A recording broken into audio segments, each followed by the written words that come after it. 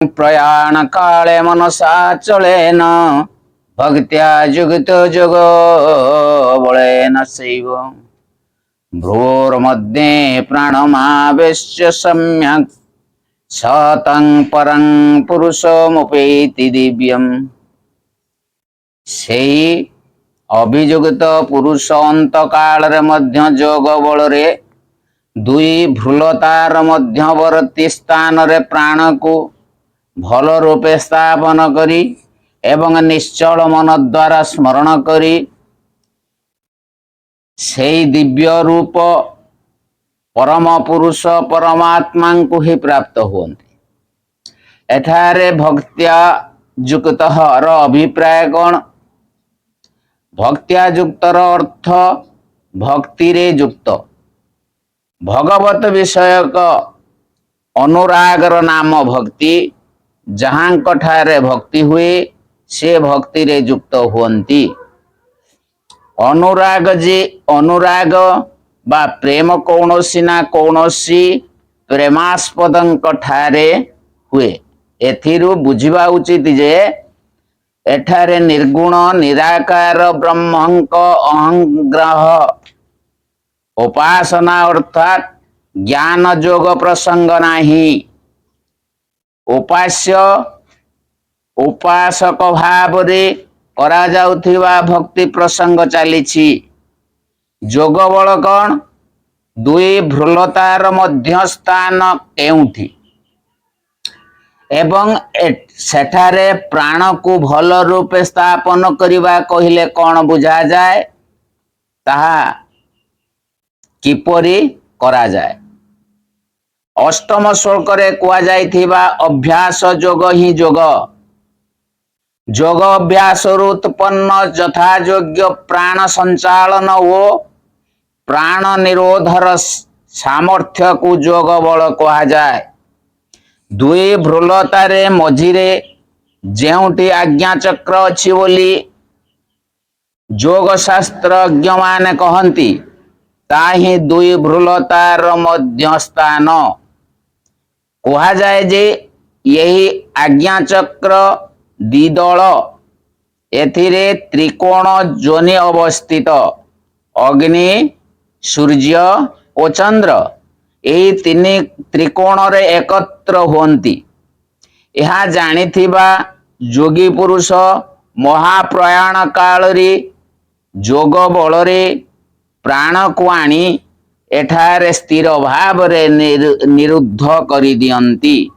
यह ही भल रूपे प्राण को स्थापन करिबा एपरि भाव रे आज्ञा चक्र रे प्राण को निरोध करिबा साधना सापेक्ष। यही आज्ञा चक्र निकट रे सप्तकोश यथा इंदु बोधिनी नाद धर्मचंद्रिका महानाद कला ओ उन्ननी रहिछि। प्राण मानक देई उन्ननी कोश रे पहुंची गले जीव परम पुरुष को प्राप्त होई जाए। तापरे ताहार पराधीन होई जन्म हेबा बंद होई जाए। तार आउ पुनर्जन्म हुए नाही। जदि से जन्म निये तेबे लोक कल्याण निमंते हुए तो स्वेच्छारे बा भगवत इच्छारे हुए। यही साधना प्रणाली कौनसी अनुभवी योगी महात्मा ठारू ही शिक्षा करा जाई पारे। केवल पुस्तक पढ़ी के योग साधना करिवा उचित नुहे। सेपरि कले लाभ अपेक्षा क्षतिर संभावना अधिक। निश्चल मनर लक्षण कौन? अष्टम श्लोक रे जो अर्थ रे मन को नान्यगामी कहा जाइछि एठारे सही अर्थ रे निश्चल बोली कहा जाइछि।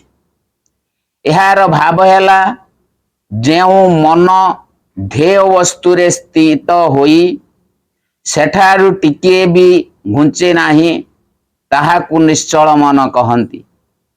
परम दिव्य पुरुषंक लक्षण कौन?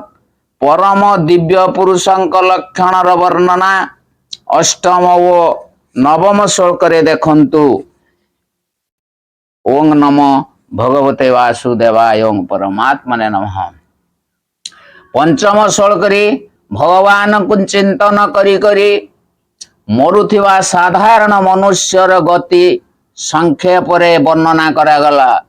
पुणी अष्टम ठारू दशम श्लोक जाए भगवानंकर अधिजज्ञ नामक सगुण निराकार दिव्य अव्यक्त स्वरूपर चिंतन करुथिबा योगी मानक अंतकालीन गति संबंधरे कहिले। वर्तमान 11 श्लोक रु 13 पर्यंत परम अक्षर निर्गुण निराकार परम ब्रह्म को उपासना करुथिबा योगी मानकर अंतकालीन गति वर्णना करबा निमंते भगवान प्रथमे सेई अक्षर ब्रह्मंकर प्रशंसा करी ताहा कहिबा को प्रतिज्ञा करुचंती। ओं नमो भगवते वासुदेवाय।